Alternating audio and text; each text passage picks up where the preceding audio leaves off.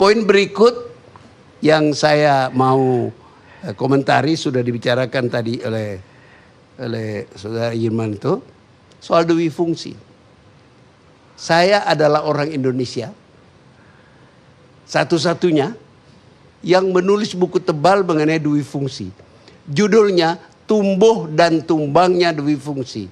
Terbit pada tahun 2011. No, 2001 kalau nggak salah. Masih zaman Ibu Mega waktu itu. Sudah diterjemahkan ke bahasa Inggris.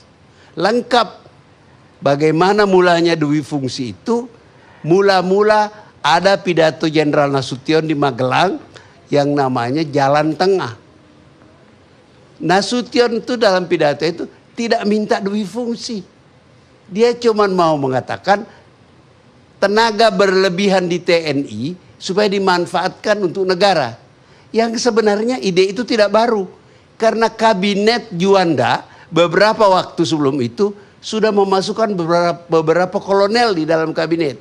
Jadi sebenarnya Nasution itu, beliau udah meninggal, mudah-mudahan beliau tenang di kuburnya. Tidak orisinil.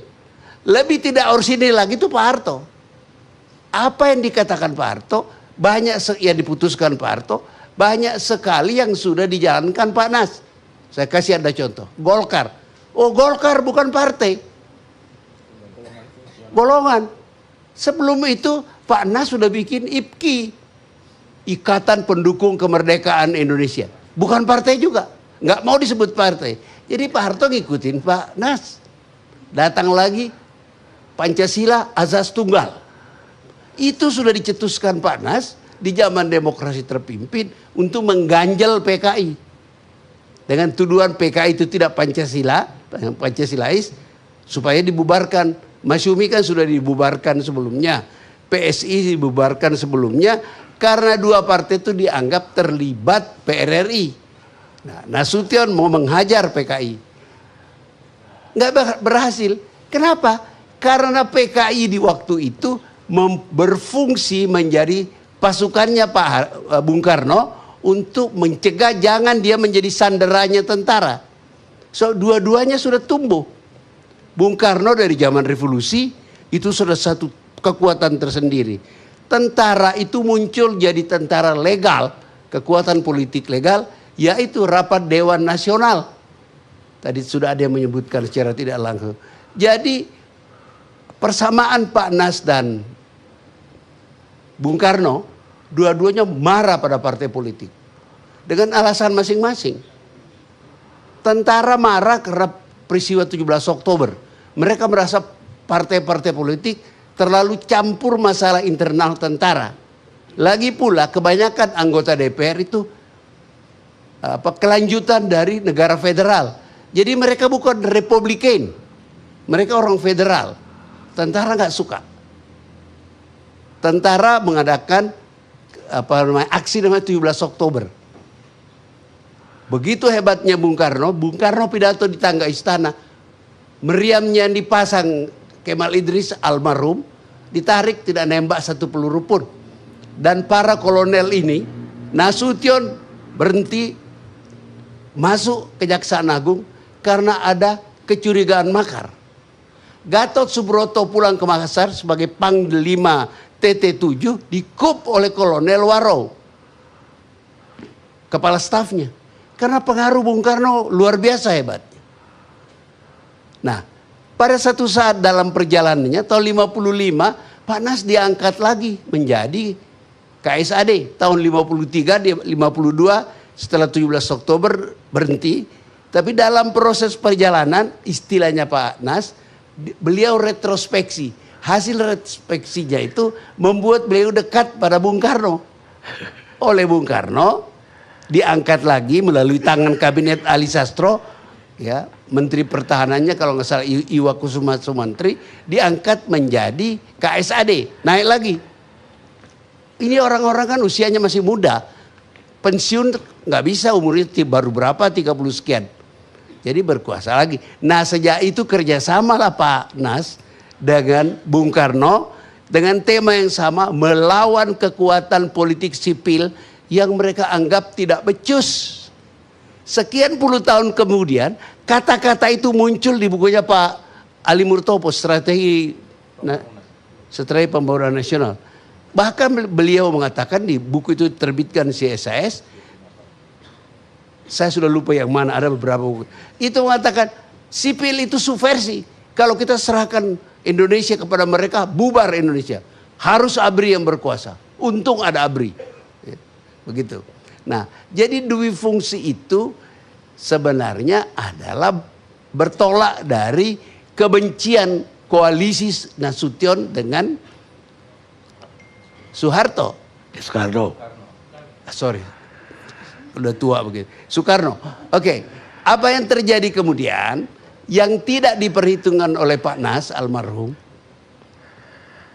bahwa gagasan itu kalau jatuh di tangan orang lain dalam struktur masyarakat yang semi feodal kayak Indonesia, sekarang sudah lebih maju Indonesia, maka pemerintah itu menjadi pemerintah yang presidennya menjadi imperial presiden. Istilah lain yang dipakai banyak orang, Presiden Mataram. Dasar kekuatannya adalah tentara. Seperti yang dikatakan Agus Wijoyo tadi, sebenarnya tidak terlalu jauh menjelaskan. Keadaan baru berubah ketika slowly generasi akademi militer masuk ke pemimpinan tentara. Mereka punya pengalaman berbeda seperti yang diceritakan Jenderal Agus tadi. Inilah orang yang memfasilitasi berakhirnya dui fungsi. Mereka sadar betul juga di depan publik dia tidak akan ngomong. Karena itu orang tua mereka. Bahwa mereka tidak lebih daripada diperalat. Orang yang pernah mengatakan itu kepada saya, dua jenderal, Anda pasti tahu. Jenderal Sumitro dan Jenderal Harsudiono Hartas. Beliau masih hidup, Pak Harsudiono Semarang sakit. Gitu. Mereka bilang, kita hanya diperalat saja. Nah, pikiran ini berkembang di kalangan yang muda-muda, Agus Wirahadi Kusuma. Ini juga Menteri Pertahanan sekarang ini juga. Mereka bersama-sama menerbitkan buku memaki-maki dui fungsi. Itu bagian dari kekuatan anak-anak muda tentara untuk mengatakan forget that dui fungsi. Ternyata kita hanya diperalat. Begitu. Nah, ada satu masalah yang harus kita ketahui bahwa itu tidak otomatis selalu selesai urusan. Sudah tidak lagi berpolitik, tapi tentara tidak mau dibawa Menteri Pertahanan. Saya pernah tanya interview Jenderal Tarto waktu itu Panglima. Jenderal Tarto bilang, Indriartono Sutarto, dia bilang, susah Pak, kalau kita dibawa tentara, polisi, sipil, Menteri Pertahanan, itu kita diperalat untuk keperluan partai politik. Lah akibatnya komprominya TNI itu berada di dalam Kementerian Pertahanan, tidak di bawah Menteri Pertahanan. Polisi juga begitu. Sebagai orang yang sudah sekitar 10 tahun mengajar di PTIK, pernah menjadi penasihat politiknya Pak Dai, sekarang Pak Tito, itu ketahuan betul. Mereka tidak mau dibawa menteri, dibawa presiden saja. Nah, mereka takut diperalat oleh sipil, kekuatan politik sipil. Nah, ini berhubungan dengan akar persoalan. Di zaman revolusi, Pak Nas memperkenalkan, Jenderal Nasution memperkenalkan istilah rebutan tentara. Jadi politisi sipil rebutan tentara. Peristiwa Madiun itu adalah rebutan tentara. Gestapo rebutan tentara. Bung Karno pakai pakaian dinas militer terus, itu rebutan tentara. Yang Bung Karno berhasil cuma angkatan udara, polisi tidak berhasil. Angkatan darat tidak berhasil. Ini sejarah Indonesia, jalannya adalah rebutan tentara. Sekarang saya takut jangan sampai terjadi rebutan polisi. Kenapa? Karena politisi sipil kita percaya dirinya kurang. Dan masyarakat kita itu adalah masyarakat fragmented society. Masyarakat yang terpecah-pecah. Yang gampang dimengerti.